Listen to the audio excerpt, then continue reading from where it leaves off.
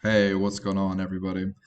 My name is Zach Pascarello, and I'm making another one of my weekly updates on my box truck business. So, I own Route 20 Trucking Company, a box truck business, and I also own Harrisburg Bookkeeping. So, during the day, I'm a bookkeeper.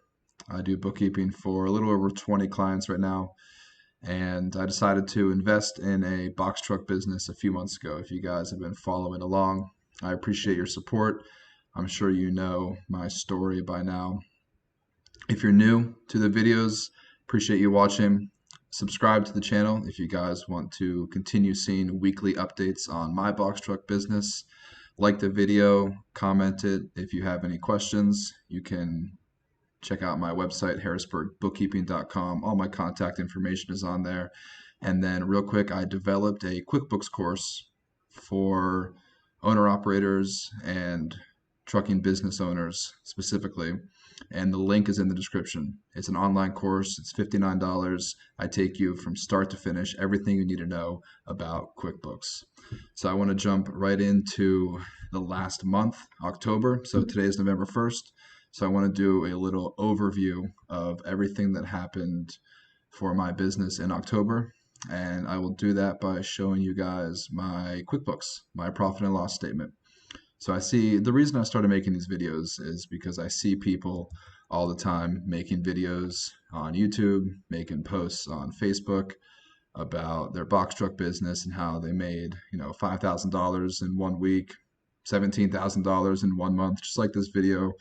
But what I'm about to show you is that there's a lot more that goes into it than just the $17,000 in 1 month. So I'll show you guys my QuickBooks because, as you guys probably know by now, owning a trucking business, there's a lot of expenses that go into a trucking business. And I'm doing it a little bit different. I'm not an owner operator. I bought the truck and then I hire a driver. So I don't drive the truck. So I have even more expenses than your classic owner operator.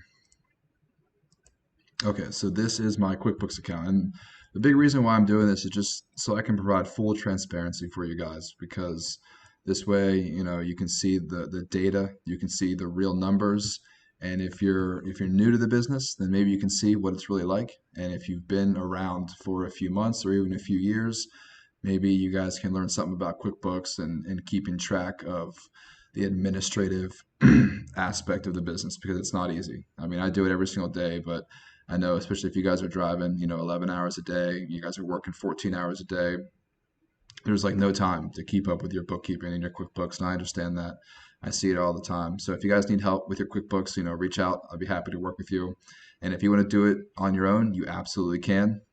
You can definitely keep track of your bookkeeping. It might take a couple of extra hours on the weekend, but you can definitely keep track of it. And I think it's really important for you to know the ins and outs of your business, where you're spending your money, where you're making your money, especially as an owner operator, owner of a box truck business or any trucking business or any logistics business. You want to know the accounting and the finances of your business. So that's what we're going to talk about today. I will show you the month of October. So as you guys probably know, I had a 18-foot box truck and it was miserable. So if you guys are thinking about getting a box truck, I say it almost daily. If you guys are thinking about getting a box truck, just get a 26-foot box truck. Obviously non-CDL if you don't have your CDL, but 26-foot box truck with a lift gate. It'll just save you a lot of headache. So I got an 18-foot box truck back in July. I sold it this month, thank goodness. Sold that thing, and I got a 26-foot box truck in September. So I ran a couple loads, I think 5 or 6 loads in September, but this month was my first full month. So my very first month, I made $17,000 just on the 26-foot box truck. So pretty happy about that. I think my average comes out to be like $4,250, right around there per week. And I've been talking with my dispatcher and my driver, and our goal is always to get 2,500 miles per week. It's attainable. It's a little bit lofty of a goal because it's not the easiest thing in the world to find loads for a 26-foot box truck, depending on your location. Obviously, if you're in like Illinois or Michigan, it's a lot easier. But if you're in Florida or Texas or anywhere on the West Coast, it's a little bit more difficult. But our goal is 2,500 miles a week. Obviously, $2 a mile is the always the goal. So $5,000 a week revenue is what my dispatcher and I have kind of talked about as our goal. But we're a little bit under, primarily due to mileage, not really due to rate per mile. It's mostly due to mileage. So we're trying to fine tune that process. But you can see here, my sales, my income is a little bit higher because I had a couple weeks with the 18-foot truck in the first couple weeks of October. So 17,000 was just made by my 26-foot box truck. So my revenue for the month is a little bit higher. And this is just my first full month of running. So, I'm excited for the future, especially peak season is coming up. If you're thinking about getting into the box truck business now, might be a good time with peak right around the corner. Um, but also, as you guys know, box trucks are crazy expensive right now. Just like with everything, it's tough to find parts and materials and supplies. I got my truck for $20,000 in September, which I got a really good deal. It's a 2010, so it's a 2010 International 4300. It's a little bit older, but I got a super good deal. The guy wasn't really trying to sell it. I just kind of found him on the side, and he let me know that he had a box truck that he was looking to sell. So I got a really good deal for that. But if you're looking at Ryder or Penske, you're going to spend at least $40,000 on a truck, 2015 or newer, and it's going to have 250,000 miles on it. So you're looking at 250,000 miles on a 2015 box truck for 40 or $50,000. It's just ridiculous right now. So it's tough to get in the game, but if you are looking for a time, Black Friday and Christmas shopping is right around the corner. So now might be a good time to get into it. And if you've been in it like I have for a few months, then get excited because I think it's going to be a good couple months for us here. So 17,000 from the 26-foot truck. Dispatcher. So I paid my dispatcher $1,700 in October, and I get so much heat for having a dispatcher. So many people tell me, you're wasting your money, you're wasting your time. Why are you paying for a dispatcher? You should be dispatching your own truck. And it's pretty annoying. I don't want to spend hours on the load board every single day. I know it might save me two, three, $400 a week, but I would much rather pay somebody else to find me the loads. And he does so much for me. He talks to brokers, obviously. He negotiates rates. He works with my driver. He makes sure my driver stays compliant with hours and time. I don't know. I love my dispatcher. He's been nothing but gold for me. I pay him a lot, but he also does a lot for me. So if you're new to the industry, I would recommend getting a dispatcher. Find a good dispatcher. He's going to charge you 10% of, whatever loads you're getting, 10% of the total. So that's almost right in line. I made $17,000 and I paid my dispatcher $1,700 in October. You're going to pay him a lot, but it's going to be worth it. How much time he's going to save you. He's going to get you loads. And I really think it'll be worth it. So $1,700 to my dispatcher, $6,000 to my drivers. That's two drivers. I paid for my 18-foot box truck driver and my 26-foot box truck driver in October. A couple weeks for the 18-foot, so that $6,000 was spread across two drivers. And then the killer here is $1,650 towards hotels. So I'm looking at getting a sleeper cab in May. I'm getting a new 26-foot box truck, and that's going to have a sleeper. So I'm really excited about that. It's pretty expensive, the truck, but I spend $15,000 every year on hotels. So I think that sleeper cab will pay for itself in a few years. But I mean, if you don't have a sleeper cab, per DOT compliance, your driver needs to sleep in a hotel. You need to sleep in a hotel if you're the driver, or if you hire drivers, they can't sleep in the driver's seat of their box truck. So they need to have some sort of sleeping arrangements if they don't have a sleeper cab. So after a dispatcher, driver, and hotels, that's $9,000 right there. And then fuel, I use Fuelman, pretty good fuel card. I've had a good experience with them. It's nice because it's pretty versatile. I can go to a lot of different fuel pumps, a lot of different gas stations with Fuelman. It's not like a Shell card or a BP card where you're limited to only that specific gas station. So I'm a big fan of Fuelman. I don't know, Net 7, they've got decent discounts. I think the more fuel you pump, obviously the better discount you get. And right now I'm not really pumping a whole lot of fuel, but once I get my second truck, I'm sure I'll see some better discounts. So fuel, that's just inevitable. Fuel prices are crazy now. I know in September and August they were like $3.60 on average, national average for diesel, and now it's like $4.25. It's ridiculous. Diesel's going up. Hopefully rates are going up, but I haven't really seen it a whole lot. And in the Rocky Mountains, my truck usually gets 9 miles per gallon, but my driver just last week went to the West Coast and he got 7 miles per gallon. So those mountains are no joke. So if adjust your cost per mile calculations if you're going to be driving in the Appalachian Mountains or the Rocky Mountains, because you definitely will have a lower miles per gallon just going up and down those mountains. So after I paid for my labor and my fuel, my gross profit was $3,777. Not good, not great, but the numbers are a little skewed. This is the last month that I'll be saying that. I know I've been saying it for the past 3 months with my 18-foot box truck, but the month of November will be my first clean, pure month with my 26-foot box truck. So the numbers are a little skewed, but generally speaking, you can kind of see where I am with my fuel and my driving. I pay 55 cents per mile. So I think I drove, how many miles did I drive in August? Let me pull it up here real quick. I drove 8,300 miles in October. So 55 cents per mile goes to my driver for those 8,000 miles. Bank charges and fees.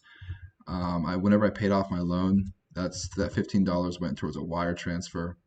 Factoring fees, I'm paying like anywhere from 3 to 4% on factoring. In my last video, I talked about my factoring company. I don't even want to talk about them anymore, but needless to say, I'm looking at a new factoring company in the next 6 months. So $750 for factoring alone. Insurance, that's pretty standard. Truck one, truck two, insurance payments. Next month in November, I won't be paying for truck one insurance, obviously, because I got rid of that truck.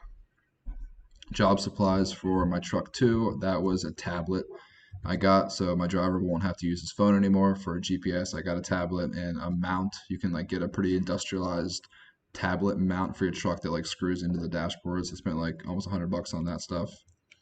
And then maintenance, I got hit with tires this last month. I did 2 oil changes. I did one like right at the beginning of October and one at the end of October. I try to do an oil change every 7,000 miles. And I'm going back and forth with the oil change. I can't decide if I want to just do it myself. I know it's super easy to do it yourself, but I don't know if I want to teach my driver how to do it and have him do it, or if I just want him to go to a truck stop. I think I paid like $250 over the road to do the oil change on the West Coast, but we'll see about that. So 2 oil changes this month. I'm going to try to keep it to 1 oil change per month. And then the general, $74. Let's see what that was. That might have been my inspection. Yeah, that was just my DOT inspection. I think he charged me like $65, and then I paid $10 for a weight ticket, $10 or $12 for a weight ticket just to weigh my truck on winter, see how much it weighs. That's a good point. Definitely recommend weigh your truck empty. Put a full tank of fuel in there, have your pallet jack in there, obviously your driver, whatever supplies and equipment you might have in your truck, and then weigh it empty. That way you know exactly how much your truck weighs. That way whenever you or your dispatcher are negotiating rates and loads, you can, if your truck weighs, 15,000 pounds, you can haul 11,000 pounds, no more, no less. Well, less, but definitely no more. So I would recommend, weighing your truck empty. That way you know exactly how much it weighs. Tolls. So this is interesting. I paid $460 in October on tolls, and that actually works out pretty perfectly. I guessed, I think, 5% of total miles on tolls, and I drove right around 8,000 miles and spent $460. So my guess on toll road costs was actually pretty accurate. So I'm pretty happy about that. So whenever you guys are calculating your cost per mile, I think 5% is pretty fair for toll expenses, maybe a little bit higher. And it also depends on where you're driving. Obviously, if you're driving in New York, New Jersey, you're going to spend a lot more on tolls. But I would say between 5% and 10% of total miles driven is a good toll road expense. And then gain or loss on sale of assets. So I sold my truck. I sold it for $1,759, less than what I bought it for. I was just happy to get rid of it. So that's a very unusual expense that I won't be seeing for a very long time. And then lastly here, we have depreciation on truck one and truck two. So depreciation I talk about all the time, but commercial vehicle, 5 years, 60 months. So take the total value of your truck divided by 60, and that's your monthly depreciation cost. So I would recommend calculating that every single month. Don't do it once a year. I mean, your CPA, your accountant might just do it once a year for taxes, but you should be calculating your depreciation on a monthly basis. That way you can accurately track your profit and loss. Okay, so you can see here my net income after everything for truck one and truck two is negative 3,432. But I did the math right before I made this video, and whenever I take out everything for truck one, I'm right around a positive 1,000. So I'm really happy about that. Technically speaking, I haven't had a positive month yet, but once I kind of finagle the numbers a little bit and take out truck one, I am positive. So I'm very optimistic that November will be a positive month.